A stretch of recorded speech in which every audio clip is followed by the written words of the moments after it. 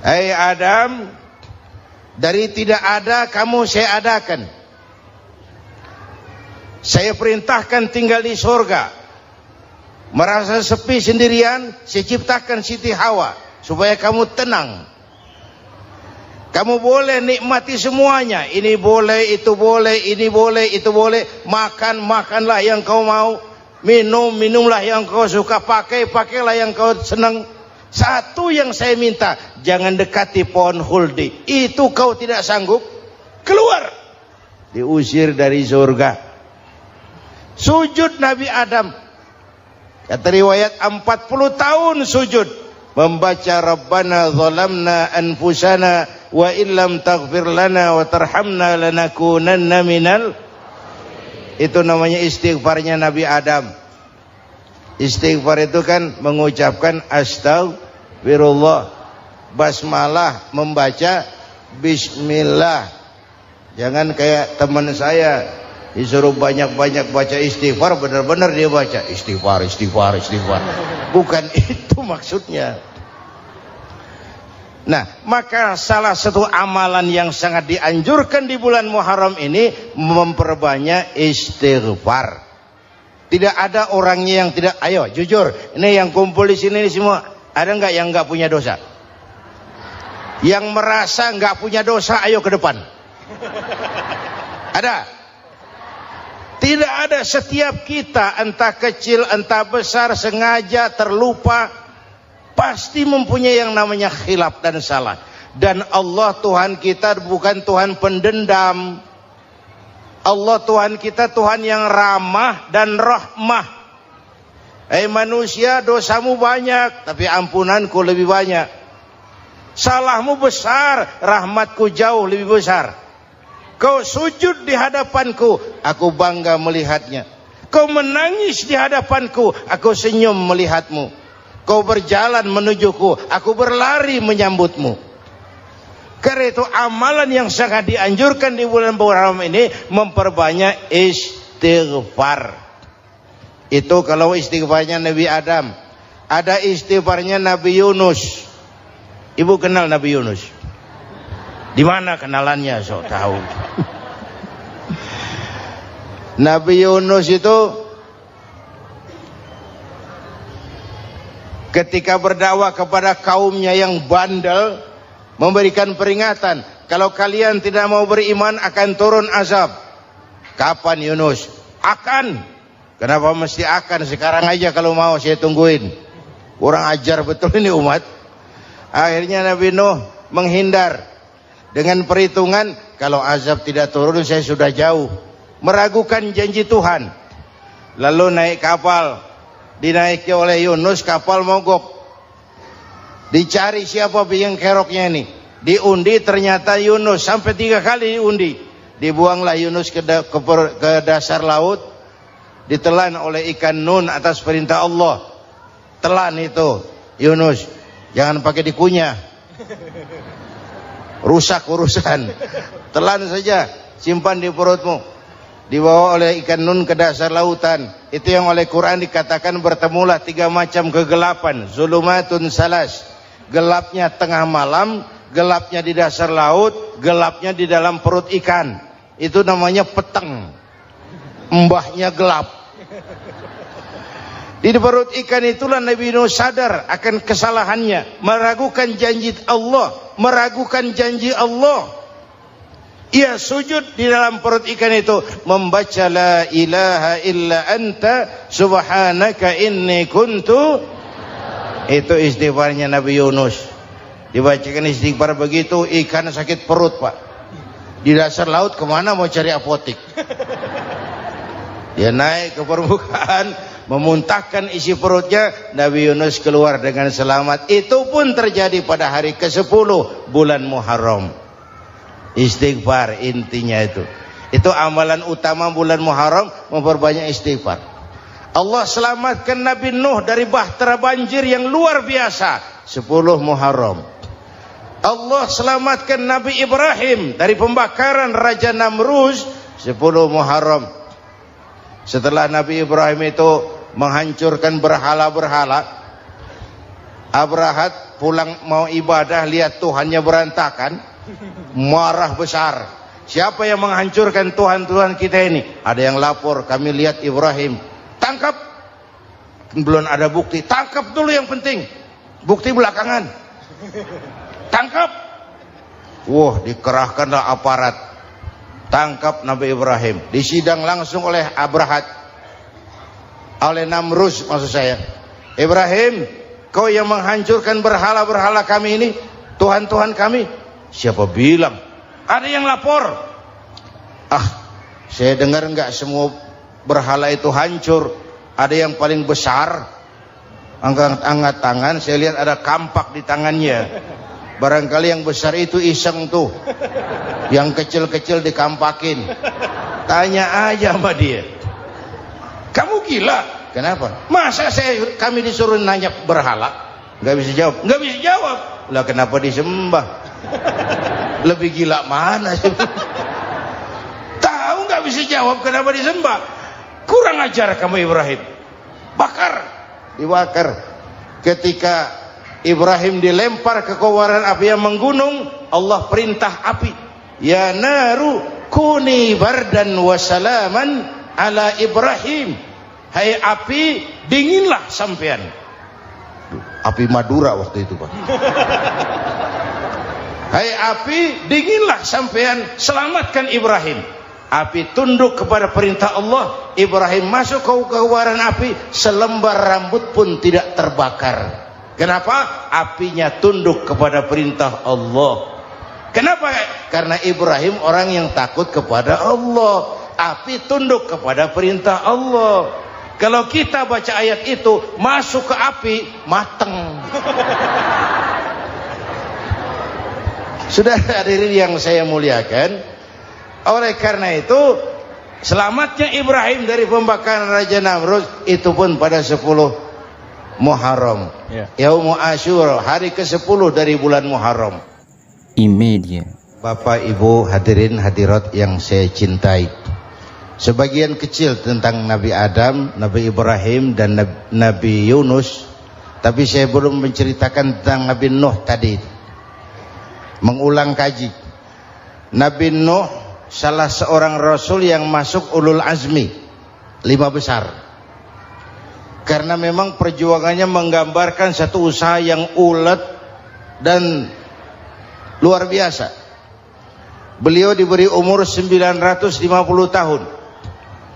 Lalu berdakwah selama 900 tahun. Sore, pagi, siang, malam. Dapat pengikut tidak lebih 80 orang. Rata-rata 10 tahun satu. Kalau saya minta berhenti aja jadi nabi, Pak.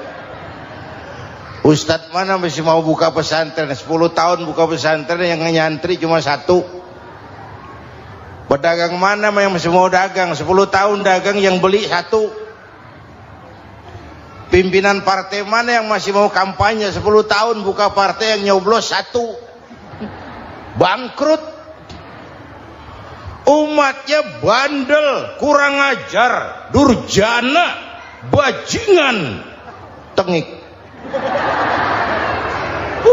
Umatnya Nabi Nuh ini kalau diceramahi, telinganya ditutup dengan tangannya. Nabi Nuh akhirnya rekes. Tuhan, siang malam saya berdakwah kepada umat ini. Tiap kali saya sampaikan dakwahmu, mereka tutup telinganya dengan tangannya. Alergi dengar ceramah. Apa itu ceramah? Non profit. Saudara-saudara, jadi mau kamu gimana, Nuh? Sudah Tuhan, habiskan saja orang kafir. Nanti kalau punya anak, anaknya pun kafir lagi. Lebih baik bapak moyangnya sikat habis. Biasanya kalau bapak kalong, anak kampret. Bapak nyolong, anak nyopet. Fotokopi gimana aslinya? Hampir habiskan saja. Itu mau kamu, Nuh? Iya. Oke. Nanti aku turunkan banjir, Nuh. Buat kapal. Dengan apa saya harus buat kapal, Nuh? Ya dengan kayu, kata Tuhan. Kayunya dari mana, Tuhan? Ya dari pohon, Nuh. Pohonnya belum ada Tuhan. Ya tanam dulu. Nuh bikin kapal, kayunya nanam pohon. Apa artinya? Perjuangan perlu kesabaran. Sukses itu ada prosesnya. Nggak bisa simsalabim abracadabra lalu kita mau sukses. Semua ada prosesnya. Walaupun kenyataannya begitu. Sukses banyak bapaknya, gagal itu yatim. Kalau kita sukses banyak yang ngakuin.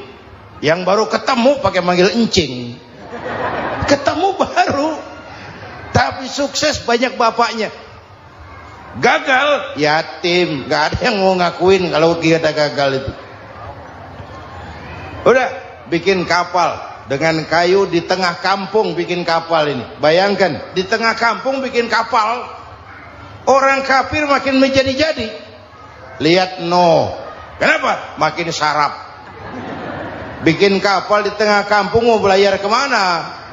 Tuh lihat, kalau orang nggak tahu tujuan, mountain setengah jalan. Proses yang dinilai bukan finalnya. Ya kayak gitu kesimpulannya. Saya enaknya sendiri. Bikin kapal. Kapal mendekati selesai. Ini orang kafir rame-rame datang ke kapal Nuh. Mau apa? Buang najis. Sakit perut berangkat ke kapal Nabi Nuh. Nongkrong. Dapat 2-3 tumpuk pulang. Penuh lantai kapal dengan najis manusia. Inilah perjuangan. Bukan jalan raya lurus bertabur bunga di kanan kirinya. Banyak ondak dan duri, fitnah, caci maki, antipat, segala macam. Nuh.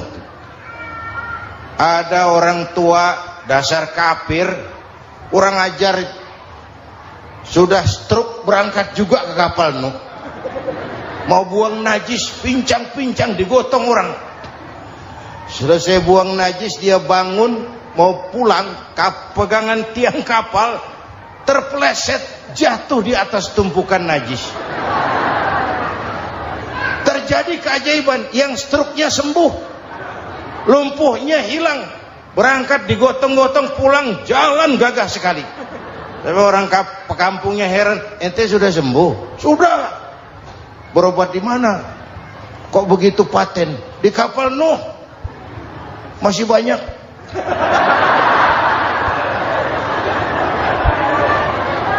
Yang berasa perlu obat bawa rantang. Ambil bersih lagi geladak kapal itu. Sudah selesai Nuh? Selesai. Oke, kau orang yang beriman bersamamu, binatang serba sepasang, naik Nabi Nuh, naik orang beriman, naik binatang serba sepasang. Ini cikal bakal penyelamatan manusia, Pak. Naiklah orang beriman, sudah naik semua, Nabi Nuh kontrol. Ini contoh buat kita, kontrol. Sudah naik semua teman-teman, sudah. Pemimpin yang baik bukan cuma terima laporan di belakang meja. Laporan itu yang mana juga bagus. Sama juga kampanye, kampanye yang mana juga merdu. Kalau saya, kalau aja yang dihitung. Pernah ada calon bupati kampanye janji, kalau saya berhasil kita akan banyak bangun jembatan di daerah kita. Rakyat tanya, Pak, nggak ada sungai di kampung kita, Pak. Dia bilang, sungainya kita bangun sekalian. Udah kadung janji, mana pula orang mau bangun sungai itu. Saudara-saudara, kontrol. Jangan cuma tunggu laporan di belakang meja. Semua laporan bagus. Ya Bu? Bu?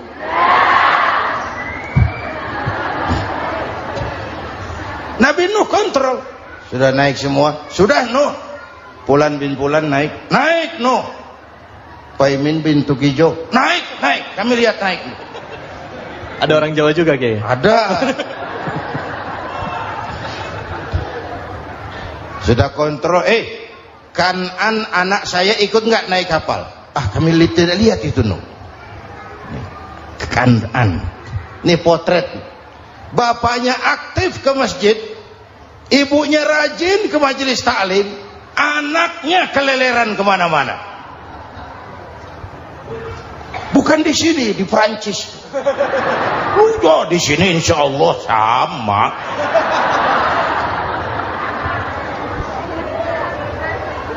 Nuh karena sayang anak, Nuh karena cinta anak, Nuh karena tanggung jawab anak, cari naik ke atas kapal.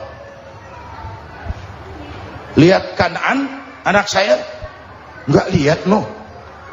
Turun ke ruang bawah, periksa lagi. Mang, ayah Kanaan di dia. Jamaah Tasik ini rupanya di dalam. Tuh ayah mang.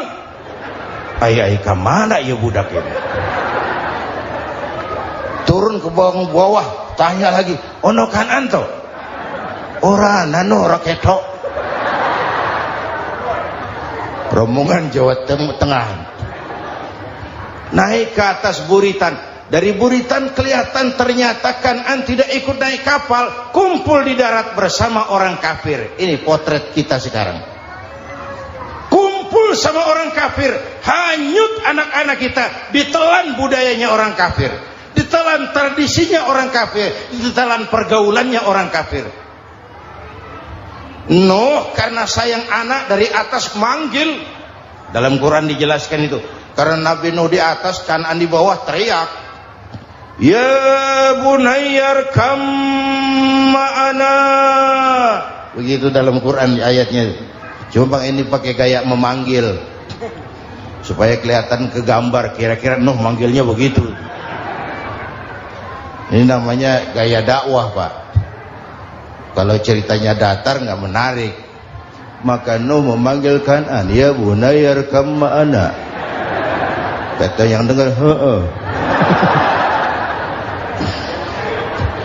Ini gaya orang manggil, ya bunayyar kam ma'ana. Kanaan, kesini nak, naik kapal sama papi.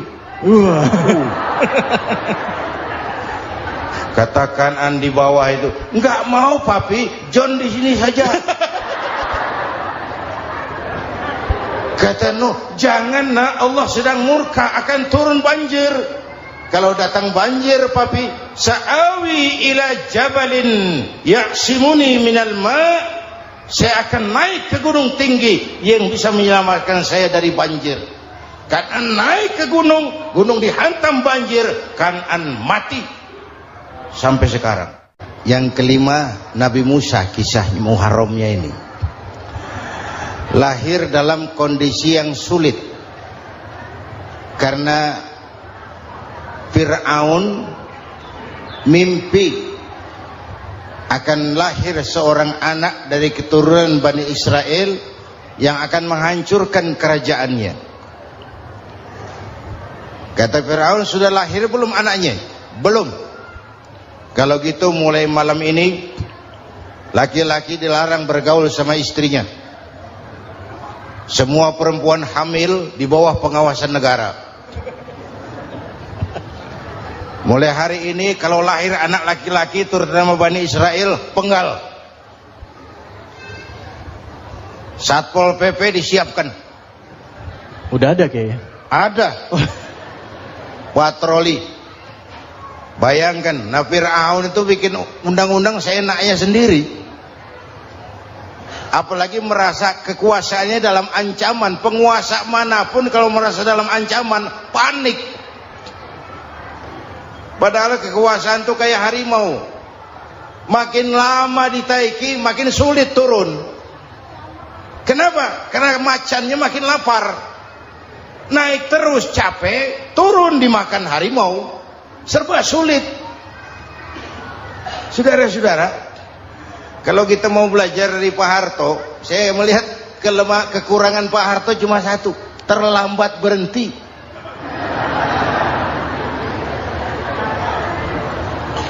Terlambat berhenti. Di sekelilinginya banyak tukang-tukang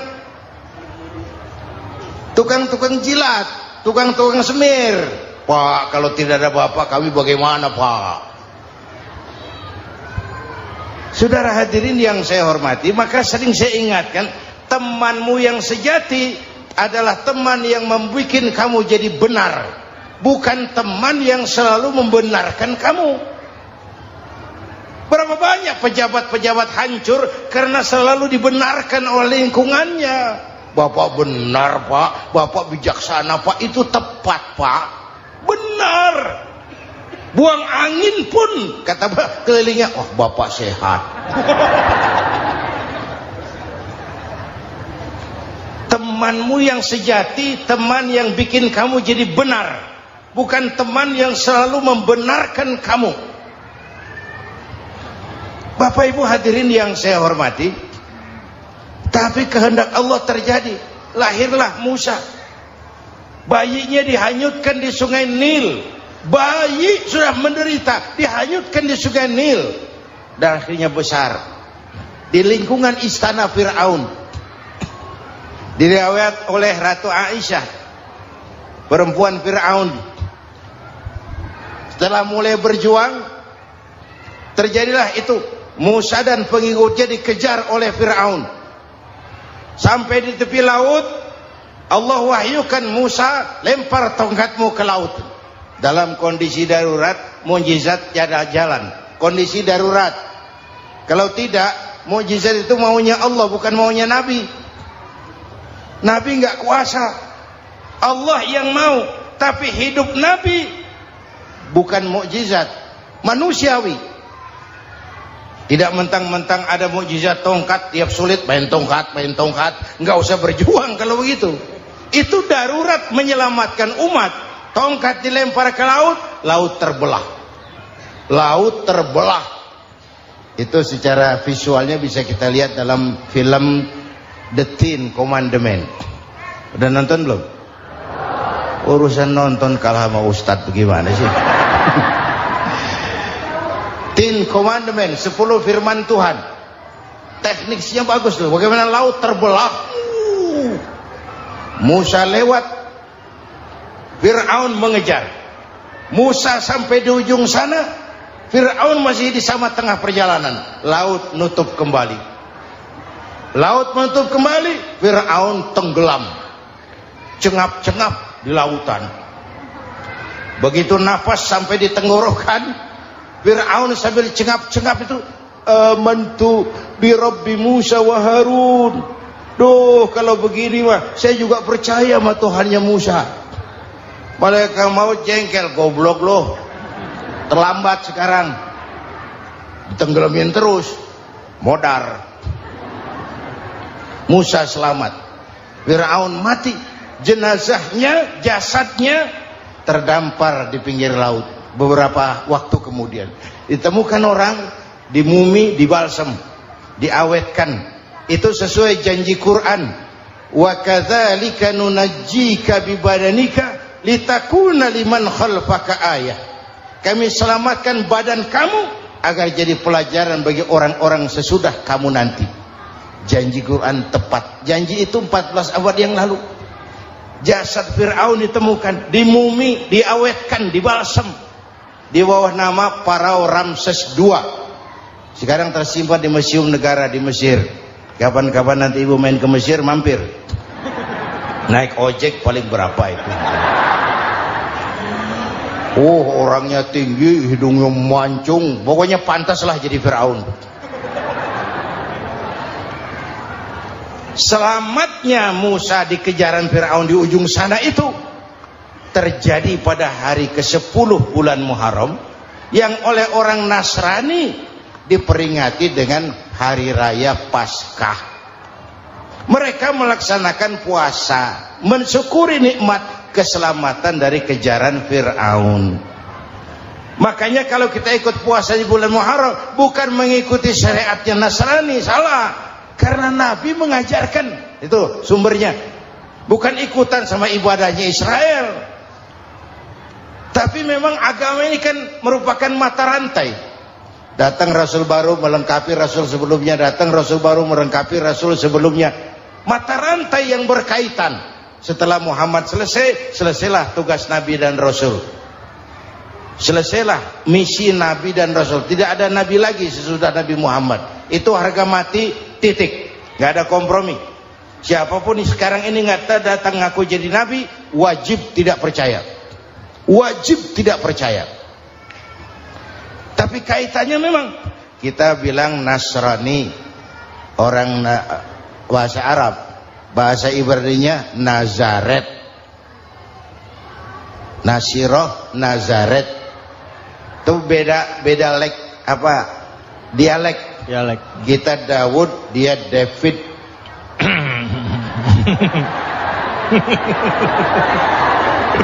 Ibrani. Kita Ali, dia Alek. Kita Sulaiman, dia Solomon. Kita Camat, dia Comot. ini yang ngomong ini comot sembarang. Bapak dan Ibu jamaah yang saya cintai, pertanyaan pertama, hijrah qalbiyah. Ada hijrah badaniyah, hijrah fisik yang dilakukan Nabi dan sahabat dari Mekah ke Madinah. Itu hijrah badaniyah. Ada hijrah qalbiyah, hijrah hati. Dan ini yang kita perlukan sekarang. Karena refleksinya akan membias kepada alur kehidupan. Kalau hati kita mau berhijrah, fisik akan ngikuti. Hijrah dari malas ibadah menjadi rajin ibadah. Hijrah dari maksiat kepada yang ma'ruf, dari berpecah belah menjadi bersatu. Hijrah seperti itu yang sangat kita perlukan. Apalagi masyarakat ini paternalistik. Kita harus hijrah mental sekarang ini. Maka yang disampaikan tadi benar. Seorang ketua MK siap mengundurkan diri kalau terbukti anak buahnya terlibat suap. Itu walaupun siap, tapi sudah angin segar buat rakyat. Bahwa masih ada banyak insya Allah pejabat kita yang punya harga diri. Walaupun ada juga pejabat kita yang muka tembok, kulit badak, kuping kebo. Muka tembok, kulit badak, kuping kebo. Biasanya kalau kereta api tabrakan di negara-negara maju, Menteri Perhubungannya mundur. Di kita petugas palang pintu dipecat. Jauh sekali menteri sama petugas palang pintu. Yang benar-benar diadili yang krocok-krocok, kopral-kopral itu. Padahal hadisnya jelas, ar-rashi wal murtashi finnar. Yang nyuap dan yang nerima suap, dua-duanya neraka. Kasus potret belakangan ini, yang nerima suap, yang diuber, yang nyuap aman, yang nyuap aman, yang korupsi pajak dikecil-kecilin, yang ngemplang pajak aman. Padahal ngemplang pajaknya triliunan. Padahal dia sudah dikasih fasilitas oleh negara mengelola sumber daya alam negara yang artinya milik rakyat. Dia harus bayar pajak, uang pajaknya dikumpulkan bagi sebesar-besar kemakmuran rakyat. Itu tindakan merugikan rakyat. Karena itu betul, saya setuju, hijrah qalbi yang perlu kita lakukan sekarang. Hijrah hati. Kita ini bangsa Indonesia, seperti timnas. Timnas sekarang anak-anak muda sudah berani pakai baju PSSI. Iya. Kenapa? Menang. Coba kalau kalah terus, nanti menang. Tapi bangsa Indonesia itu memang seperti timnas. Namanya kesebelasan. 11 orang. Walaupun ada pemain bintang, ya ada presiden, gubernur, menteri, itu bintang-bintang. Tapi bintang baru ada artinya kalau dibantu 10 pemain yang lain. Cristiano Ronaldo, siapa itu? Penyerang tengah Real Madrid, bintang. Lionel Messi, siapa lagi? Barcelona. Bercelana.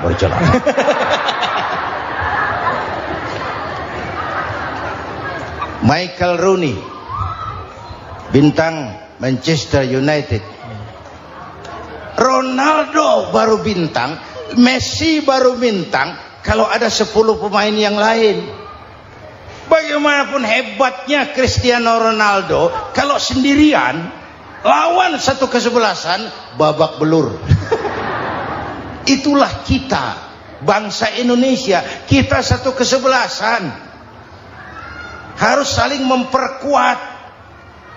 Ada bangsa kita ini yang jadi jaksa, ada yang jadi hakim, ada yang jadi polisi. Itu posisi penyerang tengah, kiri luar, kanan dalam, back, striker, kiper, posisi. Tapi sadar kita satu kesebelasan, Bung. Jangan bikin gol ke gawang sendiri. Kalau punya bola bagus, operan dong sama temannya. Yang bisa menciptakan gol, operan. Ada yang jadi pengusaha besar, bagus boleh. Punya untung besar, operan. Kasih masjid, kasih pesantren, operan. Ini kesebelasan kita kalau punya bola, pelitnya setengah mati, Pak. Nggak mau ngoper. Bawa sendiri, mending bikin gol. Enggak. Kita ini satu kesebelasan. Satu sama lain harus saling memperkuat. Bahwa ada penyerang tengah, itu si posisi. Tapi kalau memang peluang memungkinkan, ayo dong operan. Saya iri sama kesebelasan Nasrani di Indonesia. Mereka kalau punya bola, operannya cakep. Gereja cepat selesai, rumah sakit Kristen cepat selesai. Kenapa? Operannya bagus. Kita ini kalau punya bola bawa sendiri, nggak mau ngoper. Maka masjid nggak selesai-selesai, madrasah banyak yang bocor, rumah sakit Islam kalah bersaing. Kenapa? Operannya berat. Ayo menyadari kita ini timnas, satu kesebelasan. Jangan menjegal kawan seiring, kawan sendiri dijegal. Sudah musuh terlalu kuat, gawang sendiri dijebol. Akhirnya terbalik kita ini. Ujian terberat telah diberikan Allah kepada para anbiya, kemudian para aulia, kemudian para ulama. Summal amsal fal amsal, ke bawah dan ke bawah, diuji setiap orang menurut kekuatannya berpegang kepada agama. Kalau karena anak Melayu bilang, kalau takut dengan ombak, jangan berumah di tepi pantai. Kalau takut diterjang ombak, jangan berumah di tepi pantai.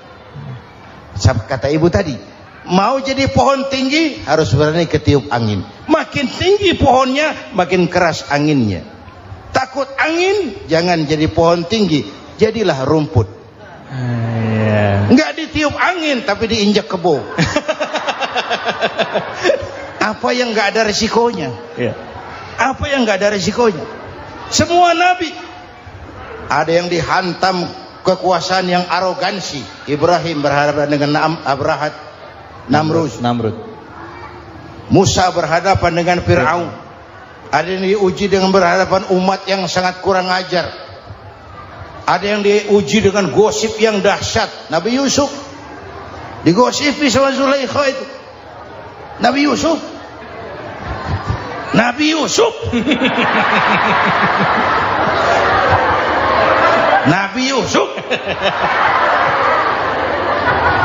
Yang namanya gosip itu kan menyebarkan keburukan orang.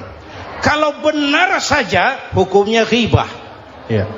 Kalau salah hukumnya fitnah. Fitnah lebih bahaya dari pembunuhan. Benarnya ghibah, salahnya fitnah. Saudara hadirin yang saya hormati, jadi resiko itu biasa. Tidak ada yang tanpa resiko. Kalau takut ombak, jangan berumah di tepi pantai. Tinggal bagaimana kita menyikapinya. Kalau kita dewasa, ini bagian ibadah saya kurang. Mungkin karena dia omongin orang, tambah pahala saya. Mungkin karena dia omongin orang, tambah pahala saya. Maka saya ngadapi gosip, sepatah pun saya nggak ngomong. Saya cicing. Saya percaya masyarakat tuh punya filter. Amin. Saya percaya Tuhan tuh nggak tidur.